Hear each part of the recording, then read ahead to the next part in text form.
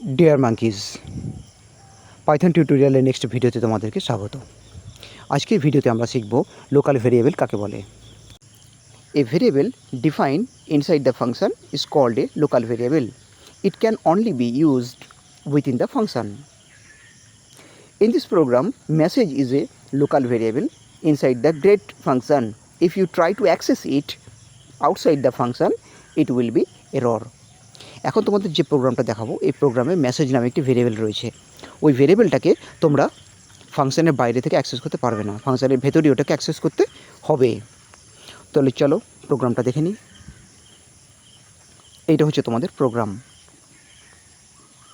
তো এখানে গ্রেট নামে একটা ফাংশন বানানো হয়েছে। ফাংশনের মধ্যে একটি মেসেজ ভেরিয়েবল রয়েছে, মেসেজ ভেরিয়েবলের মধ্যে একটা মেসেজ রয়েছে, ঠিক আছে। এবং সেই মেসেজটা আমরা প্রিন্টও করছি। দেখো 5 নম্বর এবং 6 নম্বর লাইনটার কথা বলছি। 5 নম্বর এবং 6 নম্বর লাইন, এই দুটো লাইনই কিন্তু দেখো গ্রেট ফাংশানের আন্ডারে রয়েছে, গ্রেট ফাংশানের আন্ডারে রয়েছে।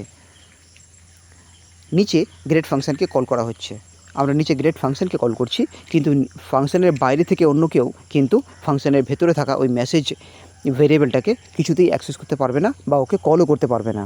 ফাংশানকে কল করতে পারবে। ফাংশানকে কল করলে ফাংশান তার বডির মধ্যে থাকা ভেরিয়েবলগুলোকে